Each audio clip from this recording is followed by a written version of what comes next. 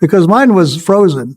Because a normal operation takes over an hour. Mine was about an hour and a half or a little bit more. But the recovery was very quick. 3 weeks, I was having the sling off and then put it on at night so you don't roll over on that new operation because that's still healing in there. I was asked once who the greatest players were that I ever saw.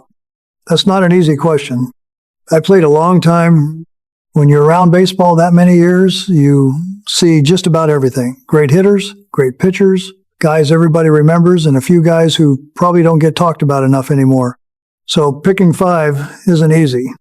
And I'm sure somebody will disagree with me. That's fine.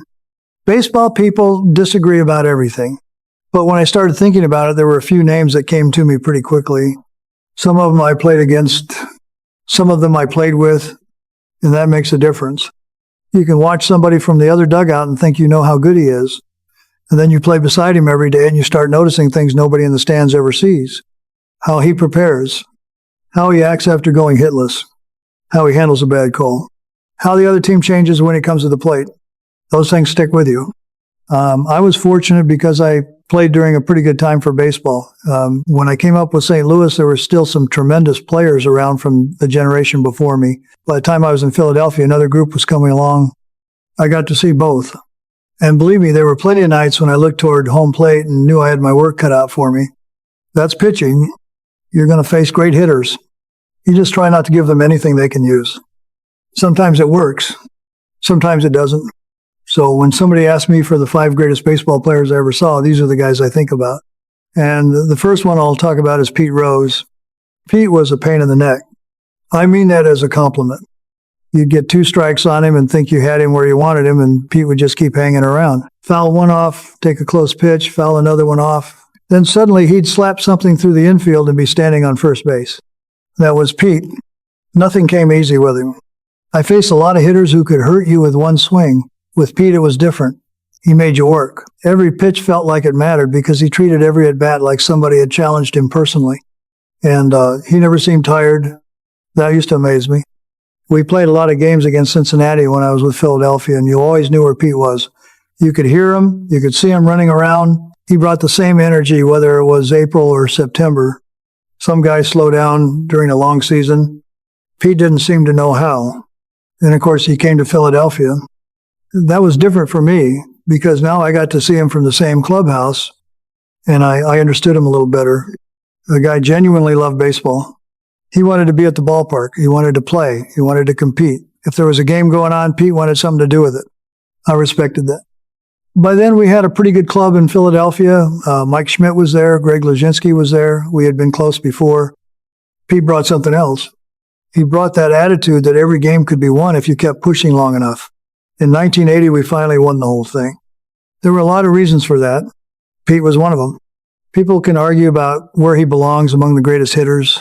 They can argue about a lot of things with Pete. I'm only telling you what I saw. And what I saw was a baseball player who made you earn every single out. As a pitcher, you remember guys like that. You don't have much choice. Pete made sure you remembered him. Hank Aaron was different. He didn't make a lot of noise. He didn't have to. You looked at him standing at the plate and nothing seemed unusual. He wasn't jumping around. He wasn't trying to intimidate you. He just stood there waiting. And that was a problem. Hank could wait. A lot of hitters get themselves out because they want to hit too badly. They chase something. They guess wrong. They get impatient. Hank didn't give you much help. I faced him quite a few times, first with St. Louis and later with Philadelphia, and I learned pretty quickly that you couldn't relax against him. You could make 2 good pitches and get ahead. Fine. Now, you still had to get the 3rd strike. That was the hard part. What I remember about Hank was how easy everything looked. He had those quick hands. The swing wasn't wild. There wasn't a lot of wasted movement. Then you'd make one mistake and the ball was gone. Sometimes it didn't even look like he hit it that hard. You'd turn around and watch the outfielder going back, and you knew that's when you wanted the ball back and tried not to think about it. Pitchers have to do that. Hank hit plenty of home runs off plenty of good pitchers. You weren't special because he got you. What made him great, though, wasn't just the power. He could hit. There's a difference. You couldn't simply pitch around one weakness because there wasn't an obvious weakness to go after. If you kept throwing the same thing, he'd figure it out. And Hank never seemed impressed with himself. I always respected that. Here was one of the greatest players in the game, and he carried himself like he still had something to prove every time he walked onto the field. You notice things like that when you play against somebody for years. There were louder stars. There were guys who got more attention when they walked into a room. Hank didn't need any of that. He had his bat. That was enough. And if you left a pitch where he could reach it, he had a pretty simple way of reminding you exactly who you were facing. Willie was probably the kind of player you appreciated more when you were sitting in the other dugout. Because when I was pitching against him, I wasn't thinking about how much fun he was to watch. I was thinking about getting him out. That wasn't always easy. By the time I reached the big leagues, Willie had already been around a long time. Everybody knew about him. Everybody knew the catches, the home runs, the running, all of it. But seeing him from the field was different. You understood pretty quickly why people talked about him the way they did. There wasn't much he couldn't do. And Willie had confidence. You could see it. He'd come to the plate looking comfortable, almost like he'd been there all afternoon waiting for you. As a pitcher, you notice that. Some hitters come up and you can tell they're thinking about what you might throw. With Willie, I always felt like he was waiting to see what I had. All right, Lefty, show me. That was the feeling. And I liked that. I never wanted an easy matchup anyway. The funny thing about Willie was that even when he got older, you still respected everything he could do. Maybe the legs weren't quite the same as they had been years earlier. Maybe you weren't seeing the Willie Mays of the 1950s every afternoon. It didn't matter. He was still Willie Mays. You made a bad pitch, he could hit it. You forgot about him on the bases, he could embarrass you. And if you hit a ball somewhere near center field, you still expected him to find a way to get there. That's a complete baseball player. I've always had more respect for that than somebody who could only do one thing. Willie could beat you in too many ways. Years later, people would ask me about the great players from that time, and his name was always going to come up. It had to. I didn't see Willie when he was a young man coming into the league. I saw him toward the later part of that great career, and even then there were moments when you looked at him and thought, yeah, now I understand what everybody was talking about. That tells you something, because very few players live up to everything you've heard about them. Willie did. Mike was somebody I got to watch every day. That changes things. When you're facing a great player, you see him for a few at-bats and then you go home. When he's your teammate, you see everything. You see the good days. You see the days when nothing works. And with Mike, I saw a lot of both. People remember the home runs. Of course they do. I remember some of them too. There were times when he hit a ball and everybody in the dugout knew immediately. You didn't have to watch where it landed. But Mike wasn't one of those guys who walked around acting like everything came easy to him. It didn't. He thought about the game a lot. Probably too much sometimes. I understood that because I was the same way in my own fashion. Philadelphia could be a tough place to play. Those fans let you know when they weren't happy. Mike heard plenty of it. I heard plenty of it too. You could have a great week, then have one bad night, and suddenly somebody was yelling at you. That was Philadelphia. Mike learned to live with it.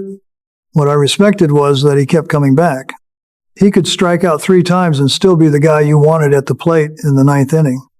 That takes something. And I had a pretty good view of what he meant to our club. There were games when I knew I didn't have to be perfect because Mike might change everything with one swing. For a pitcher, that's a nice feeling. You're sitting there after 7 innings, maybe it's 1-1, and you look down the bench and see Schmidt. You know, you still got a chance. In 1980, we finally got there together. That meant something. We had spent years in Philadelphia by then. We had won a lot of games, lost some painful ones, and heard plenty about what we couldn't do. Then we won the World Series. When I think about those Phillies teams, there are a lot of guys I remember, but Mike is right there at the center of it. I played with great players before him. I played against plenty more. Mike belonged with all of them, and I had the best seat in the house to see it. Gibby was different for me. I didn't just watch him pitch. I watched him work. I was young when I got to St. Louis, and Bob was already Bob Gibson. He didn't need to tell anybody who he was. You could figure that out pretty quickly. He was serious, very serious, and I liked that about him. People sometimes ask me what Gibson taught me. The funny thing is I don't remember him sitting me down and giving me some big speech about pitching. That wasn't really his way. You watched him. That was a lesson. I watched how he prepared for a start. I watched how he handled hitters. I watched what happened when somebody got a hit off him. Gibby didn't fall apart. He wanted the next guy. That stayed with me. When you're a young pitcher, you think too much about the last pitch. You give up a home run and you're still thinking about it 3 batters later. You can't do that. Bob understood that better than anybody I knew. He competed on every pitch, and I mean every pitch. It didn't matter who was hitting. It didn't matter what the score was. If Gibson was standing on that mound, he believed that was his game. I respected that. I learned from it too. There were plenty of great pitchers around when I came up, but Gibson was the one I got to see close, really close. I could sit in that dugout and watch how one of the best pitchers in baseball handled himself. You can't put a price on that when you're young. And Bob never tried to make me into another Bob Gibson. That wouldn't have worked anyway. I had to figure out what kind of pitcher Steve Carlton was going to be. But watching him helped me understand what the job required. The concentration, the toughness, the willingness to take the ball and believe the game belonged to you. Years later, people started putting my name beside his. I never thought much about that. I knew what I saw. Before I became the pitcher, people remember in Philadelphia, I was a young left-hander in St. Louis watching Bob Gibson go about his business. So if you ask me for the greatest baseball players I ever saw, Bob has to be here. And for me, he has to be number one. Looking back now, I think the funny thing is how little you remember about the things everybody else remembers. People remember numbers. They remember awards. They remember who won what. I remember different things. I remember Pete Rose standing at the plate and refusing to give you an easy out. I remember Hank Aaron waiting on a pitch like he had all afternoon. I remember Willie Mays and that feeling that he could find another way to beat you even if you stopped him once. I remember Mike Schmidt sitting in the same clubhouse with me, going through all those years in Philadelphia, taking the good with the bad and eventually getting to the top with the rest of us. And I remember Gibby. I remember watching him when I was young and learning things he probably never knew he was teaching me. That's what stays with you. Baseball is a long season, and suddenly the seasons are gone.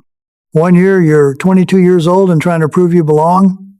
The next thing you know, somebody's asking you about guys you played with 50 years ago. That happens pretty fast. At least it feels that way now. Could I name 5 other great players? Sure.